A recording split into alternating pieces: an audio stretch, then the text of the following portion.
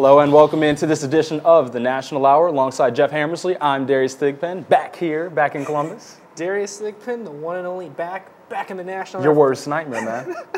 The first time back this semester, but the first time that, well, actually not the first time, but for the Buckeyes, this has been a theme this entire season. Losses, but not great losses. Lost to Penn State on the road and lost to Indiana on the road, and both of them were awful victories. Awful defeats. Awful losses. Oh, I wanted them to be victories, but they were defeats. Well, they should have been victories. I mean, those are a couple of games that you look at, and you don't necessarily circle wins, but you would expect to beat Penn State and Indiana, even though it's at Indiana, where Indiana has beat top-tier competition.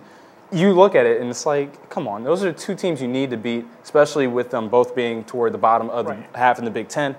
Ohio State could not afford to drop those games, and they lost both of them. I mean, you have to look at the two games separately. We'll start with Penn State. I mean, you look at the Penn State game, and you have to circle two numbers in particular. DJ Newbill and Tim Frazier. Newbill, who had 25 against Ohio State in the first meeting that Penn State won, had 23 in the second, and then Tim Frazier has 16. You let two guys go for 39 like that. I mean, those are the guys that you know cannot beat you going into the game, Jeff. And here's the bigger problem. Both those guys went combined 18 of 20 from the free throw line. They also, like, the Newbill's 23, Frazier's 16 were big. But Ohio State really, the three-point shooting has been something that has been the Achilles heel of sorts for most of the season, and also shooting in general. Offensive production has also been an issue. Well, can we take a step back for a second? Because everyone knew that this was going to be a bad offensive team, but you look at the fact that you have guys who you know cannot beat you. You cannot let them beat you. And they go and they do it. And Penn State now, for the first time since Thad Matta became the Ohio State coach, not only won a game, as they did for the first time, they won both of them. They swept Ohio State. I mean, this basketball. It's weird, though, because you're thinking Penn State has never really been that great of a basketball school, but they beat Ohio State twice in the same season. One game-winning shot, essentially, in Columbus. This one, a relatively nice two-point victory. Still, it was a very close game. Buckeyes had chances at the end to tie and win it. Couldn't get it. But really, it's for the Buckeyes. I mean, LaQuinn Ross had 19 points. Aaron Craft had his 10 points. 9 points for Trey McDonald, but still, I mean, you're shooting 1 of 7 in the second half from three-pointers. The final 2 threes clanked off that could have either tied or won the game. But really, this has been also the problem that we're going to talk about even more was free throw shooting. 4 of 9 first-half free throw shooting against Penn State. 14 of 18 in the second half, a little bit better. But when you shoot 66% from the free throw line versus a Penn State who shot 78.6%, those are free points. You hit 2 more of those, you win. You tie the game. Hit 3, you win the game. Look, I'm so glad you brought up free throws because I grew up in a basketball house. My dad played basketball. He's a coach. Day one, first thing you learn, free throws win and lose games. And Ohio State missed 9 free throws in a game they lost by 2. They make 4 of those. They win. Make 4 more. They win. And you leave 9 points out there. I mean, it's an embarrassing loss in itself, but losing to Penn State in that way where you miss so many opportunities, I mean, Ohio State, you really come out of there thinking we should have won that game, but they let it slip from them. And, you know, while we're on the topic of that Penn State game, Jeff, we have to kind of look at the last couple of minutes, the last 2 possessions for Ohio State. So we get a couple of possessions, Ohio State, 2 shots by Lenzel Smith, a couple of threes from virtually the same spot. One was off of a play design with a timeout coming from Thad Matta. The second was off of a missed Penn State free throw, quick play, just have to get it down and get a shot up. Are you okay with those shots? He had a nice look for both, though. He had great looks. He was open on both. You're not going to find any more open shots like that with that much time left. I don't blame him for taking the shots, but in the situation at Penn State game, the refs were calling everything. You looked at one of the students around the student section, that's a penalty. You thought about, Aaron Craft thought about touching somebody, that's 2 to the line right there. Knowing that if you're Ohio State, you try to just even think about driving into the lane those final seconds, you're going to get free throw shots. However, you have to hit those free throws to make it matter. But the chances, there's a better chance of hitting those free throws than taking a 3-point shot that you traditionally have a low percentage this season, especially in that game against Penn State. 55 attempted free throws in that game between the two teams. I mean, a ton of fouls. Both teams were in the double bonus at the end of the game. You have to look at it and say, like you said, the refs were calling everything. I think you have to attack the basket there. Now, who's to say that they attack the basket, get the 2 free throws, and make them? Because, like we had said, they had been awful at the free throw line. It's not a guarantee, but I just think I questioned Thad Matta on the play call because setting up for a 3 in that situation, I think you got to attack the basket. And people have come at Lenzel and attacked him and said everything about him, but, I mean, he's wide open. Do you want him to not take the shot? But his 3-point shooting numbers 1 of 6. Oh, that's the problem. No, he was off that game. He was ice cold. He was off that game, but then that's just more on the coach. It's like, okay, if you realize your boy is off 1 of 5 or 1 of 4, going into that, why are you drawing up the play for him to take the 3? I think a better move would have been, I actually think, you give it to LaQuinn Ross. Let him drive it. He's 11 to 13 from the free throw. I mean, you look at Q. He's, at that point, the best free throw shooter on the court. Yeah. And not only that, but he had been attacking the rim in that game. But the Penn State game, you look at that and you just kind of throw it away. Like, that's not one you're going to look at on the film. But the second game of the 2 losses, the Indiana game, it's at Assembly Hall. You realize that is an impossible place to win sometimes. I mean, especially this year where you have top teams going in there and getting ran out the gym. But you still look at it on paper. Indiana has not been that good this season. Well, Indiana was good enough against Ohio State, beat the Buckeyes, and so Ohio State dropped a couple of games. Yeah, I think for the Buckeyes, this one, same kind of production with LaQuinn Ross. He had 19 points in that game. Very good there. Lenzel Smith Jr., 19 points. But this has been, we're going to go back to 3-point shooting. First half against Indiana, 0 for 6. Second half, 0 for 5. Grand total of 0.0% there from the 3-point line. Indiana, 4 of 10 the first half from behind the line, 3 of 8 the second half, 38.9%. I mean, look at Sheehy. He popped 3 3-pointers. Yogi Ferrell, 3 more. Nobody on Ohio State could do anything, and really, they hit a couple of 3-pointers. They're back in this ballgame, but they couldn't do that. Now, see, the obvious answer looking at this game is, oh, well, Ohio State didn't hit shots. Yes, but looking at this game, watching it, I was really confused by the defensive scheme Ohio State had. They had Aaron Craft on Will Sheehy, and Sheehy is about 6'7", 6'8". He's a forward, and you have Craft on him. And then you had Sam Thompson on Yogi Ferrell. And some of it was from mismatches that Ohio State, they were switching on everything. But part of it was the legit game plan where they wanted to have Thompson on Ferrell and have Craft on Sheehy. And sometimes something like that can work, but you would think, I mean, just looking at the body type of the 2 guys, Craft is made to be on a point guard, and you would think Thompson should be on a forward. And they went away from that, and they switched the 2 quite a bit. And Ferrell, I mean, every time he had Thompson on him, he just had that look where he's going at the bucket, and he was able to get his points. He got 20 in the game, and Sheehy had 19. Those are the 2 guys that you need to get out of the game, especially because Noah Vonleh was not playing. Right. You know that they were going to rely on the 2 of them, and they still got theirs. Vonleh's almost averaging a double-double this season, so he's in one of the best in the Big Ten. He's in this game. Indiana can run out by a 15. This could be Ohio State's first true blowout of the season here. Right. But the fact that he wasn't there is a better chance the Buckeyes could have won. Looking at this, Yogi Ferrell, as you said, he was driving, 8 free throw attempts, hit 7 of them. Sheehy didn't go to the line, but he popped 3 3-pointers there. Look for the Buckeyes, their go-to free throw shooter, LaQuinn Ross, had the same kind of percentage-wise against Penn State, 5 of 8 in this game. But really, if you're the Buckeyes, I mean, there was a couple possessions where they were driving, just lose the ball, careless turnovers hurt. Right. Same kind of deal in Penn State. Kraft would drive the lane, lose the ball. Same kind of deal in Indiana, just bad passes, just reckless driving of the basketball up and down the floor. But really for the Buckeyes, I mean, Michigan State's coming up this weekend. It feels like you got to win this game because the Buckeyes at one point were the number 4 team, had the first round bye. Now they're going to slip back, and now you're in this position in the Big Ten standings where you could lose your first game in the Big Ten tournament. Well, I mean, let's not get ahead of ourselves. We're going to get to the Big Ten and the craziness that it has been. Craziness. But right now, I mean, just looking at that Indiana game, I mean, just another thing, the free throws. Again, 9 missed free throws between their last 2 games, each losses. 9 missed free throws, 18 missed free throws in the last 2. I look at that, and that makes me sick. You got to make your free throws, man. With free throws, this is a few years ago. We were talking about this earlier today. Memphis went to the Final Four. Right. Memphis was in the championship game, couldn't hit free throws. That hurt them down the stretch. Kansas hits a game-tying 3. That forced them to overtime. If Memphis hit just 1 more free throw, Calipari has a national championship there, but they couldn't, and they lost in Kansas. Well, and they also don't have Derrick Rose and DeMarcus Cousins to go to.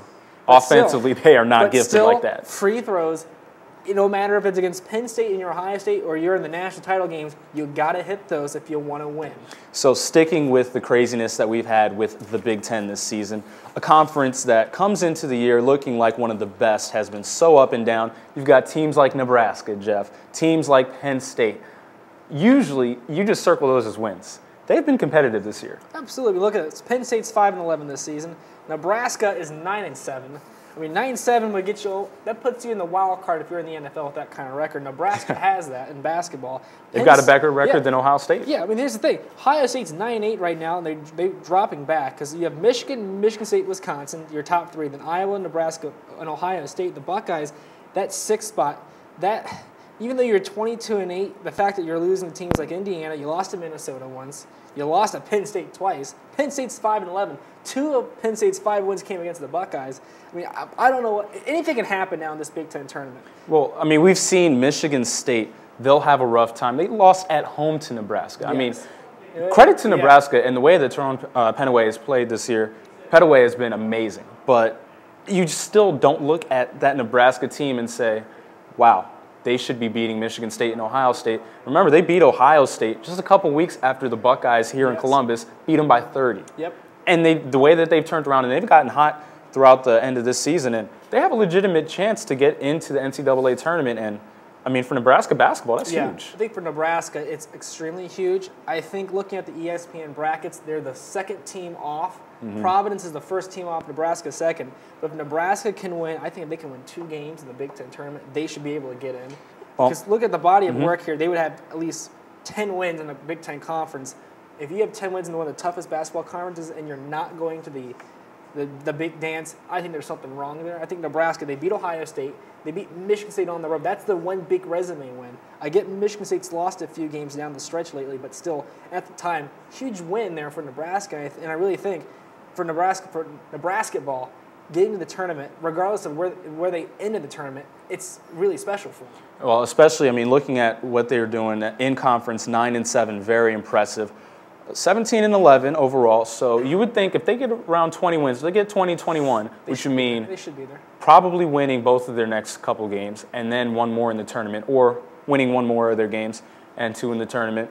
That could be a tournament team for the Big Ten. So looking at it right now, you got Michigan, Michigan State, Wisconsin, Iowa, Nebraska, Ohio State, Indiana, Minnesota. Those are the teams that are threatening to get into the NCAA tournament. Who gets in right now? I think Michigan State, Wisconsin, I think are the 3 locks. Those are the 3 teams who can lock up. They are in. Iowa should be in. Ohio State should be in. They should be in. I really think. I mean, they played nobody in non-conference. Marquette, Notre Dame. Okay, we're gonna count if you want to count those games. Notre Dame's an ACC team and a Big East team in Marquette. Well, the thing is, Notre Dame, they could be the first time since '98 they're gonna be below 500. That's a realistic possibility right now. But I think Indiana, Minnesota, Nebraska, they're the teams that need wins in the Big Ten tournament. They can get a couple wins. I think for Indiana, they're the ones that they need the most wins in the tournament to get in. I think for Minnesota, you take 1 or 2, you might be able to get in. Nebraska, I think you win 1, you make a strong case. All depends what happens with the final 4 teams that get in. If they slip up in the tournament and Nebraska wins 1, they could be trading places. But still, I think of those 3 teams, I think Indiana needs the most wins in the Big Ten to get in. I mean, looking at Indiana, just the fact that they have a losing record in conference, and I would say Minnesota has a chance, but they're 7-10. Yeah. There's no chance that they can get above 500 in conference. I just feel like you have to be above 500 in conference to really have a chance. And Indiana and Minnesota, each of those teams, kind of out of it. Nebraska has the best chance out of all of them. But Ohio State is pretty much in just because their BPI and RPI, depending on what you look at, is high enough. Yeah. And that alone is going to get them in. They have 22 wins. That helps, even though 15 of those are out-of-conference wins that are not that strong. I mean, their RPI, the Ken Palm standings, they're high up there. That's one of their saving graces. I mean, strength of schedule is top 25 for Ohio State. They can get away with a nice 9-8 regular, 9 or 8, 9-9, 10-8 regular season conference schedule and be fine. But I think also look at the beginning. They started off high in the AP polls. They were almost the first brackets that came out in like January. I know that was so long ago. Right. Lenardi had them as a 1 seed, which means the preseason poll helped them out a little. How long ago does that feel? Ohio State was number 3 going into East Lansing. I mean, that seems like that was forever ago. Then the Big Ten basketball season just went on. What? Look at this. Let's see Ohio State beats Michigan State in that game. This Ohio State team, who knows? Maybe they don't stumble. Maybe that just pull the air out of the bubble. We don't know. But still, eight losses, but they're not getting blown out. They've not had a very, very bad loss box score wise, and I think that's partially some of the reason why they're considered a I guess, a lock of sorts to go into the tournament. All right, so let's quickly go over national. Let's look at some of the player of the years. Let's get a player of the year, freshman of the year, and coach of the year from you. For me, player of the year, got to go with my boy, Doug McDermott. I think McDermott out of Creighton, he's the one guy to go for. Wayman Tisdale, freshman of the year, I'm going to go Tyler Ennis of Syracuse. I think Syracuse, even though they've stumbled a few games, I think he's one of the go-to guys there. I think for coach of the year, got to go with Wichita State's Greg Marshall. I get they only played a couple big games, but the fact that you went undefeated, I think, is enough, especially with a team that last year, they beat us in the Elite Eight. They went to the Final Four. Yeah. I think this is his time, I think. National Coach of the Year, Marshall, book it. All right, I'm going to try to go as different from you as possible. I can't go different on Player of the Year. Doug McDermott, I mean, that's etched in stone. They're pretty much handing him the trophy right now. What is he averaging, 25, 26 a game? 26.1, something like that. It's one that's top in the country there. I don't know anybody with that kind of production day in, game out. Right, simply off of his points per game, he is a lock for being Player of the Year. Freshman of the Year, I'm going to go Jabari Parker at Duke because of what he has done. Just helping out that Duke team. I mean, they have talent, but I don't think that they're an elite team without his play. I mean, he has been as big a freshman as any player, and I love Ennis. He's a great player, but he's not that X factor that Parker is. He is a great point guard, Ennis, but Parker, I mean, he gives you scoring. He gives you good decision making. He's a smart kid. He can shoot from the outside, and dude is a beast on the boards too.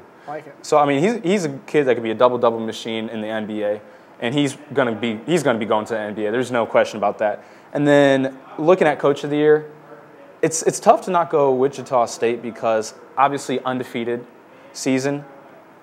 I mean, just thinking, I would probably have to say, looking at everything that's gone on in college basketball, Nebraska's coach, man. I mean, that's because look at this Nebraska team. Look at this Nebraska team.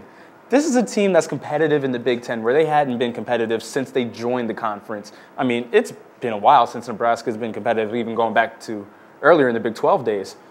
I mean, give them a chance. Give them a chance. I'm going to look at that. I like that. Take a look at that. It's outside the box. It's not like a Billy Donovan. It's not based because Billy Donovan, I said Billy Donovan yesterday because of what Florida has been doing, and I don't think they're a #1 team, but they're playing like it right now. But, yeah, I think really you can go with any team, I think, that like Nebraska that's overcome a lot this season. Right. Did really well in the Big Ten or Marshall at Wichita State. It's hard to argue. You got Larry Brown at SMU. Yeah. Southern Methodist, man. He put them back in the standings. I mean, you could write – this is like you could write SMU off, but still he's got them back in the top 25 but at one point in time this season. But you can go with a lot of guys. I think it would be a good pick. All right, well, that's going to do it for college basketball. We're going to take a quick break, and when we come back, we're going to have some baseball for you here on the National Hour.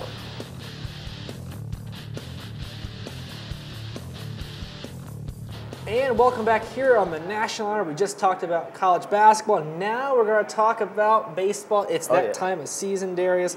Spring training's coming up. It's already happened right now. The Mariners up on top in their side of spring training. But let's talk about the AL West first. Predictions.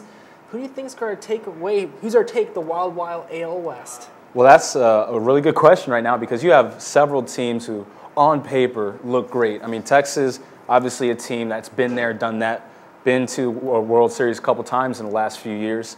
The Angels, on paper, I mean, Josh Hamilton, Albert Pujols, Mike Trout, you look at them and say, that should be it. Yes. But then Oakland, they come out and they prove that they belong in the top 3 in that division. Obviously, a team winning the wild card and getting out there in the West, it's tough right now because you have 3 teams that could legitimately win it. And I think right now I kind of have to lean towards Texas because they've proven it. Yu Darvish, I really like what I see out of him, and I feel like their pitching might actually be a little bit better than the Angels, who were supposed to have the better staff. And it's really close right now, neck and neck, but it's between, I think, the Angels, if they live up to their payroll, which they're getting a ton of money, and the Rangers. I mean, I like that. I think the AL West, it's got so much competition. Yeah. It's not like, it's going to be fun. It's not like you have the Angels, that's the easy. They're going to win by like 15 games, don't worry about it. It could be anybody's ballgame. The Mariners now bringing in Robinson. They got Robinson Cano, right? That's the big thing there. I mean, I was a big Ichiro fan, big Mariners fan. And it was like, this could be the year they make the playoffs. They open up 0 for 20. Maybe wild card? No. Then they go like 2 for 30. Maybe next year. I think maybe next year they'll be a contender. But now you have Hernandez, you have Smoke, you have Robinson Cano. This team, they may need one or two more hitters, but they're getting there. This team, I expect them to be up and running for the wild card at least. Well, I mean, if you want to build around a couple of guys, King Felix and Robbie Cano, I mean, what a 1-2 punch that is. I mean, you got an ace and you got a designated or a 3 or a 4 hitter, wherever you want to put him in the lineup, and he's going to be there for the whole season. I mean, he's a durable guy, too. He hasn't missed a ton of games, although you look at the Yankees, you see a ton of injuries. He didn't have to suffer through that. And he is getting up there, though. He's 29, going on 30, so it's going to be interesting to see how his career plays out now out on the Pacific Northwest. Yeah. But, I mean, he was a mainstay in the Big Apple. So, I mean, what are you expecting out of him with the Mariners? Because I don't know if he can carry that lineup like they're expecting him. I think the expectations, they paid him a ton of money. I think written in between the lines of that is like, okay, you got to lead this team. Because remember, he also had guys like Nick Swisher during his career, A-Rod, Mark Teixeira. He was not the only hitter. Now out in Seattle, he's kind of the only hitter. I think if he could hit 2 or 3 times for different people, that'd be worth his money there. But yeah, give him 4 at-bats through a lineup. Okay, Robbie, you're going to do 3, 6, and 8 here. So, so if you get on base, we're going to pinch him. Ghost runner on second. He's on second. Robbie's back up. Clock him he runs like a 3-4, so just throw to third. If you beat that time, that's an out. But no, really, I think for Cano, I think he can hit the ball, but he can't hit the ball for other people. I think if he gets on, he could get double played if he's in that 3 spot with the 4 behind him. I mean, the Mariners almost need to get another great hitter to complement with them. If you have one more hitter, that makes your life a lot easier. But if you just have that one guy, I mean, it's not like other sports where like one guy can carry the team. One guy in baseball, he can't do everything. I think the Mariners, they can win games. Yeah. But I don't think they're going to take the AL West. Well, that's the thing. In baseball, you can pitch around one guy. You can't keep the ball out of one dude's hand in basketball. I mean, it's a game that can be dominated. As quarterback in football, you can dominate a game. In baseball, you get 4 at-bats. That's your impact on the game, at least at the plate. So, I mean, we'll see what happens with them. Want to talk about Houston real quick? Talk about Houston? No. Other Houston. Astros. They're in the AL West, too, if you guys didn't realize. So they were projected to lose 100 games last year. They held up their end of the bargain. This year, they're not expected to win the AL West. I guess the only question is, how do they perform? And remember, they were the most profitable team in baseball last year, because they weren't paying for anybody. They did not have a Pujols. They did not have a Derek Jeter. There was really no one absorbing a ton of money off that payroll. So it's like, did anybody break like $6 or $7 million on that team? I don't have the number, but if they are, that's an amazing job to have there in Houston. One of their best players from last year, other than Wandy Rodriguez, who was traded, was Jose Altuve, a 5'5" second baseman, and they're expecting him to hold up the lineup. If Cano has to hold up that Mariners team, Altuve, he's in. I mean, no disrespect to Jose Altuve, though. He better be getting paid Robinson Cano money to lead that Houston team, because he can't do it all. I'll give you a hint. He's not. He's not. But they are bringing in a dude from the Mexican leagues who hit 38 home runs, hit over 360 in the Mexican leagues, and he's also 305 pounds. He's a bit bigger than Altuve, just a little bit. Well, I think for Houston, it's, get the pieces going maybe for long term. But really, I think the bigger picture is if the fans are still going to the games and they're still loving the environment, it's a win-loss. It's a win-win sort of. Yeah, it's not a win-win. Well, I don't want to say win-win. Well, it's still, but as long as the fans are entertained, that's why you have baseball teams. People are attracted there. They come there. They watch. Mm-hmm. I mean, it's weird for Houston where generally if a team loses, fans start leaving. But for Houston, fans are still going back to the ballpark. Right. Enough that they were making a profit last year. I don't know if it's because the train that goes up in the center to left field after a home run or what. Or you know what it is? Or that mound it's the hill in center. That's what it is. I don't know what it is, but the people are still coming back and they're enjoying it.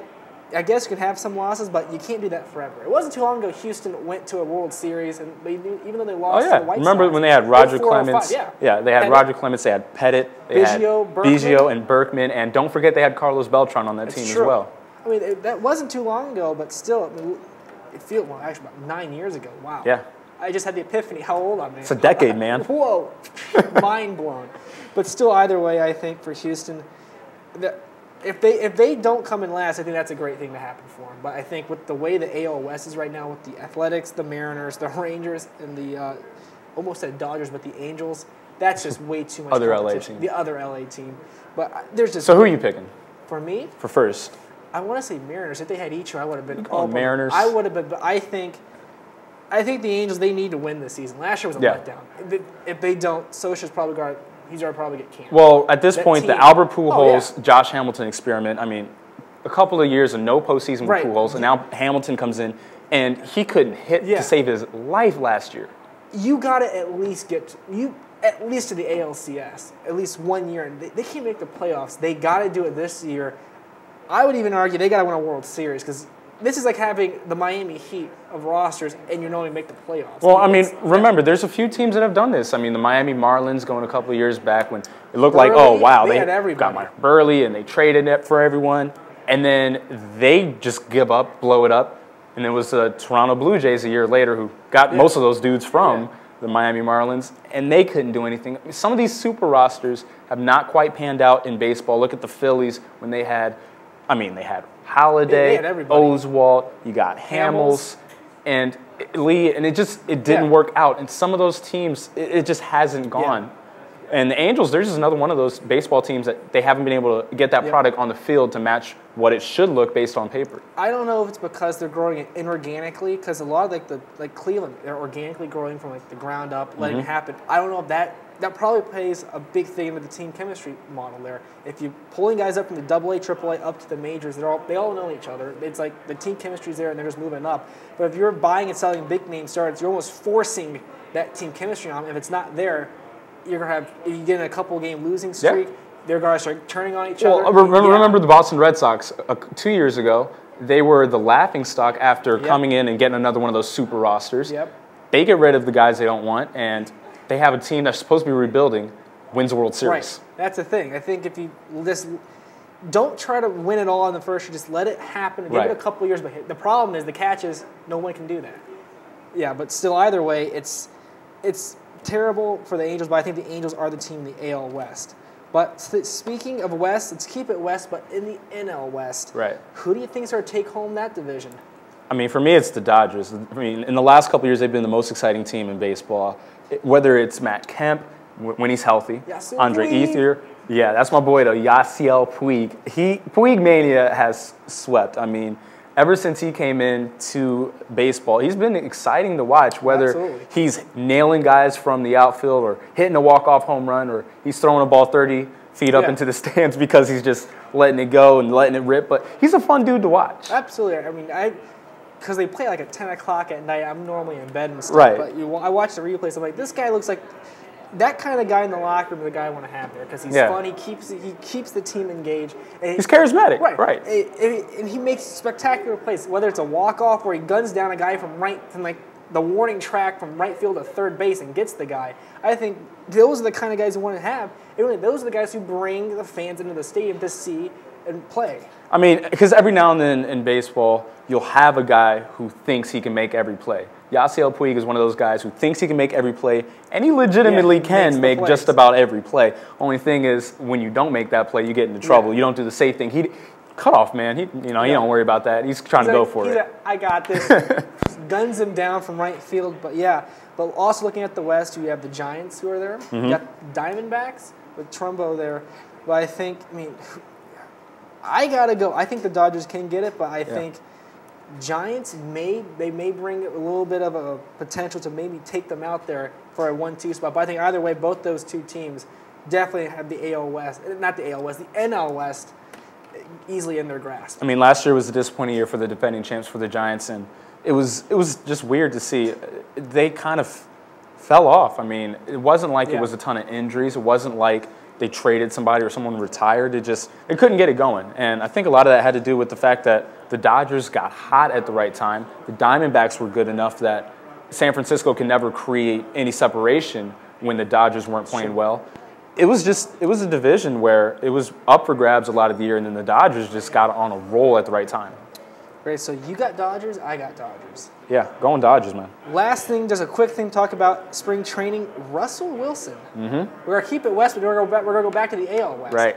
Reports to spring training. You think he's going to play a little bit of baseball? Well, Russell Wilson, he has been dressing, and he's been, at least for right now, on the bench, ready to go. So we'll see if Russell Wilson gets into games, but for right now, he's definitely going to at least live up to his contract with Texas. He was drafted by them in the Rule 5 draft, and he's going to live up to it. He's going to go to spring training. And remember, this is a guy who played baseball at NC State. He was drafted and decided to stay in school, keep playing football, keep playing baseball and in college. And this is a guy, he's a multi-talented athlete. I mean, he can go out and he could go and play. And, I mean, he's not going to be the best guy. He's not going to turn the Rangers around or anything, but he's certainly a guy who can go out and play the game. And I think he should, at least, you know, for the fans, go out and play 1 or 2 spring training games. I mean, I think, now, if he says, I'm going to switch to baseball. If he pulls a Michael Jordan on us, I retire, I got my Super Bowl ring, I want to win a World Series ring, whoa.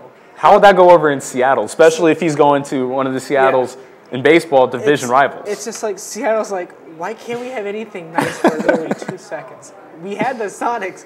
That gets stolen from us. We had Russell Wilson. He wants to play baseball. No, I think for Seattle teams, I think that's the last straw there. Right. That happens. Well, that's all the time we have right now for baseball. We will take a short break and come back with some NBA and NHL here on the National Hour.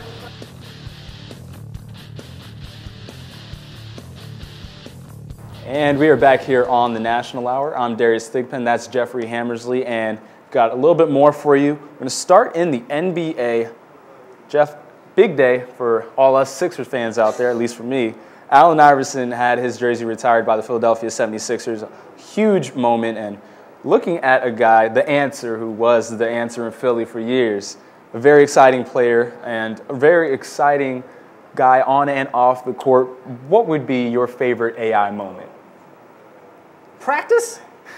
We don't talk about practice. Not a game, just practice. Not a game. Not a game. I'm putting my life on the line for it. Practice. Talk about practice, man. That's probably my favorite AI moment. There's a lot of moments, but that one right there, I mean, one of the stores down here has a T-shirt of that. It's just like practice. But yeah, but there's so many moments, but that's my one go-to moment of Okay, AI. I'll go for an on-the-court moment. I'm going to go with Tyronn Lue. He absolutely destroyed Tyronn Lue in Game 1 of the NBA Finals against the Los Angeles Lakers in 0-1. Crossed him over, step-back jumper, hits it. Lue is on the court after getting crossed, steps over him, goes back down the court. It was one of the baddest moments I've seen from a basketball player to just, I'm that much better than you.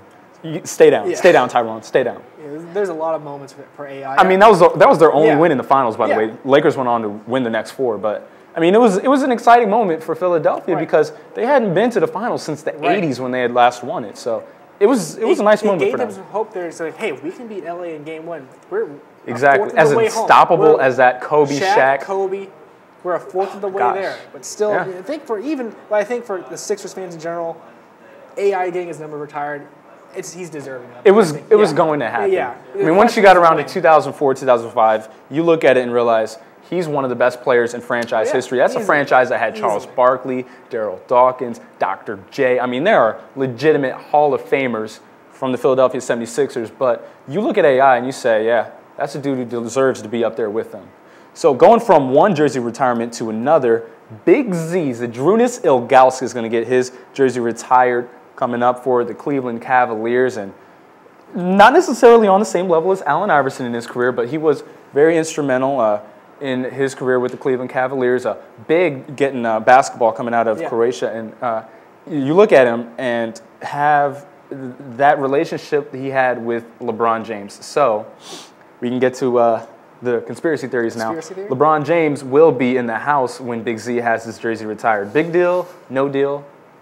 Ooh. I think it's sort of a big deal. I want to say it's a big deal. I think he's going to come back to Cleveland, and I think a lot of people are going to be asking the same thing. Does this mean he wants to come back? Will Big Z be like, come back to Cleveland? Like what Dwayne Wade said about coming to Miami, Big Z's like, come back to Cleveland. I may come out. So Big Z is recruiting LeBron now? I mean, he's getting his number retired. He's going to be back in Cleveland. That's a place that, hostile environment for LeBron right after he left there. He's got his titles. I think a lot of people are like, yeah, okay, fine. You left. You got your championships. Now what are you going to do? But I think it opens the door. Kyrie's there. That friendship there that they had during the All-Star break this past year, a couple weeks ago with Kyrie winning the MVP, you put Kyrie and LeBron maybe and think, maybe that's Cleveland's championship. I don't know. I say no for one reason. And as much as it pains me to say this, because I would love to see it happen, dude, it's Cleveland. Good stuff like that don't happen in Cleveland. LeBron is not going back to the Cavs. I want people to stop talking about this because I don't want to have to feel the pain that all the Cavs fans are going to feel this summer when LeBron does not go to Cleveland. Like, it's not going to happen. I want it to happen. It's not going to happen. But I'm crying inside for these dudes. I love the Cavs, man. But please wear my kid's medium LeBron James jersey. I'd say, come on now. But I think for Cleveland, I think you can hope he can come back, but still, let's look at the history of Cleveland sports. You had the Indians, World Series, they lost. Let's not go through this train, man. They have everything. Oh my gosh. Nothing. We know the history, Jeff. I know, but I'm just saying. We know it, man. For all we know, LeBron, he could go to the Wizards, or I don't know. Okay. Whatever happens. Now you're just being silly. John Wall, doing the John Wall, LeBron together. Legitimate NBA news.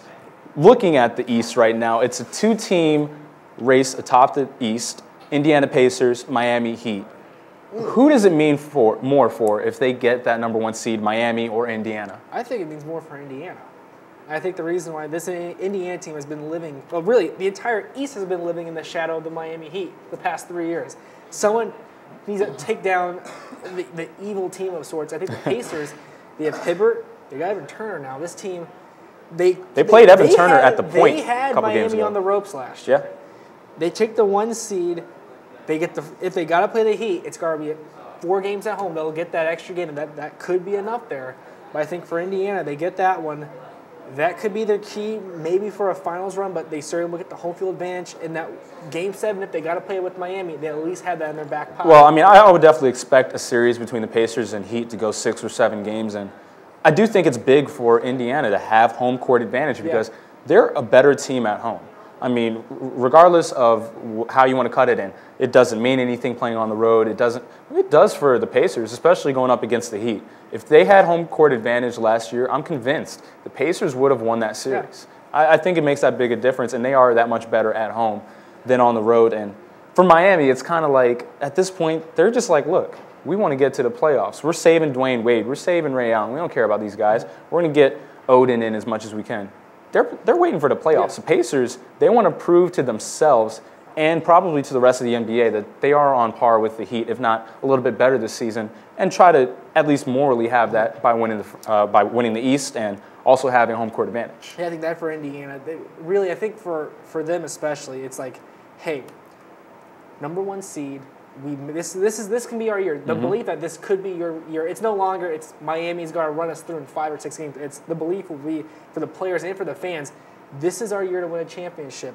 We can beat Miami. We have a better record than Miami through the course of the season. Now let's go prove it in the playoffs and take 4 games from them. Now, as lackluster as the East has been, because it's been pretty much just the Pacers and the Heat, the West has been ultra competitive, so much to the point that the 8th seed right now, Dallas, they would be the 3 if they were in the East. Yeah. It's unreal how good the West has been. Oklahoma City at the top. Portland has been right there. I mean, we've seen the Warriors who, coming into this year, they have Andre Iguodala. You expect them to be a great team. They're at 5 right now. It's a really good conference. The Spurs, of course, have not fallen off that much, and they're banged up right now, so you only assume they're going to get better. Right. Who are you looking at in the West? Because there's a lot of good teams right now. I think in the West right now, you can take anybody in that West team. But I think right now, I'm going to go out on a limb and say, I'm going to say Golden State. I think they get hot. That could be a team that steadily, they're that crouching 3 or 4 position.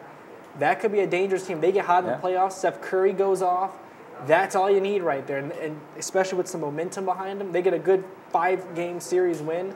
Watch out for this team. They could be the one that makes a statement come playoff time. I mean, Mark Jackson, their head coach, has said they have the best shooting backcourt ever between Steph Curry and Klay Thompson. It's kind of tough to argue against it because those two are lights-out snipers. They can hit the long ball. Looking at them, looking at the Spurs, Oklahoma City now with Russell Westbrook back in there, I think a team that's really getting overlooked, the LA Clippers. I mean, let's not forget. That's true. They got Doc Rivers at their coach. Blake Griffin, I mean, he's not just a highlight reel. He's a legitimate basketball player right now. Chris Paul has really ran that offense. I think that's a team that can go and make a run. I mean, right now, Oklahoma City is probably the team I'm looking at, but San Antonio and the Clippers, those 3 teams are kind of going to rotate atop the West. any one of them, really, it could come down to, I think. Yeah, but I think for that West, you take any of those teams, they can make a statement. Even Houston, for example, could make a run. Yeah. But still, I mean, I think Golden State there, then your pick. But I think it's for the West. I think if you can survive the West, you have a legitimate shot to take it home in the finals. But still, Indiana, Miami, that's still got to be tough to beat either way. So Jeff, I know you've been doing quite a bit of hockey, my man. I've become the hockey man. We're going to talk a little bit about the Blue Jackets. Go. So what has been going on over at Nationwide last couple of weeks for the Blue Jackets? There's only been one game this past couple of weeks in Nationwide. There was a big win against Florida, 6-3 win there. But it's weird, though. They played New Jersey, who was struggling. They get just plastered by New Jersey 5-2. I mean, Jaromir Jagr, then you had Adam Henquist. These guys were scoring. New Jersey was up 3-0 at one point in that game. And the Blue Jackets ended up losing 5-2. Patrick Elias, one of the old names there, scores the final goal there. And you're thinking, this Blue Jackets team is a playoff team. A couple weeks ago, they were the 6, 7, 8 seed in the playoffs easy. Now they're off the playoff list. I mean, I think for Columbus fans, it's like, oh, here we go. This is Ohio sports in general. But still came back and just took down the Panthers 6-3. I mean, impressive. Then last night, a 2-1 win against the Toronto Maple Leafs. They've won 2 in a row. They're still off the playoff pace, but still this Columbus team, a lot of hockey left. I almost said basketball. Just think they had a basketball team here. But a lot of hockey left. They got to play the Penguins on the line. They got to play the Blackhawks. Tonight, on Tuesday, they play the Dallas Stars. Still on the table, but for the Blue Jackets, stringing together wins is what got them into the playoff picture. If they can keep that up, who knows? I mean, at least for me, this season has come down to 2 things for the Blue Jackets. One, how does Bobrovsky play? Because as he goes, they go. I mean, they really feed off of him. And when he's hot, he's one of the best goaltenders in hockey. But, I mean, it's been huge, the move from the east, or from the west to the east, rather, for the Blue Jackets. They don't have to have that West Coast swing where they're playing 4 or 5 road games at 10 o'clock at night. And for the fans, it's been great. You get to see the Jackets playing 7 o'clock Eastern most nights as opposed to the 10 o'clock late games. And then on top of that, I mean, getting to stay closer to Columbus. Obviously, they're a lot closer to Washington and New York and Philadelphia than they are to Vancouver and Los Angeles. So, I mean, I think that's been huge. Yeah, I think that's been a huge point there. Because then also the fans get to see games like Montreal, Washington, Penguins, the Blackhawks, all these teams, Detroit. There's so many games here, and the rivalries that can get established.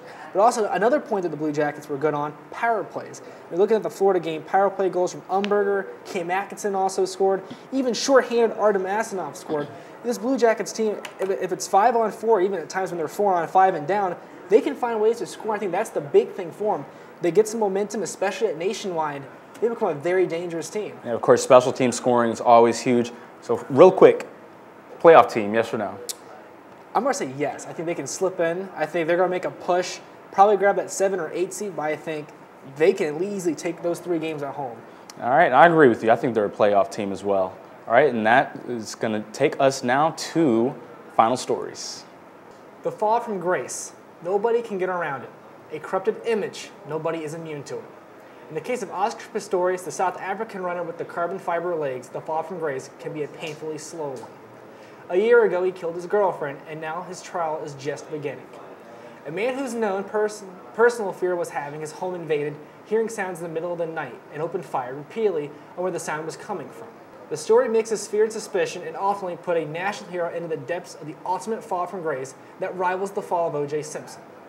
Whether Pistorius did it inadvertently or purposely, the facts are simple. There's a life lost, and regardless of the outcome of the trial, Pistorius will never be able to outrun the horrors that happened on Valentine's Day 2013. I'm not usually one for tearjerkers, but forgive me if I get a little emotional. This is the first show I've done in 2014. After the Orange Bowl, I went MIA. I went back home to Tampa, where I waited a month to have open heart surgery for the 4th time in my life. January 22nd, I had surgery to correct congenital heart defect known as tetralogy of Fallot. While it might sound a little weird at first, having this condition has gotten me where I am as a man. When I was 15, I suddenly had to stop playing baseball after my sophomore year because I had to have surgery. That was number 3 at the time. This sudden abandonment from being an athlete made me desire sports even more and pursue my career as a sportscaster. My affliction allowed me to focus on academics, get the grades I needed, and it got me here to my childhood dream here at The Ohio State University. My affliction got me interested in a new scholars program called the Sport and Wellness Scholars. My affliction got me interested in holding a job at one of the rec centers. Of course, I work at the RPAC now. as I said, my affliction got me interested in being on this side of sports, which led me to Scarlet and Gray Sports Radio, where I'm now the president. My affliction got me involved in Buckeye TV as I'm humbly sitting before you right here. It's been a great ride.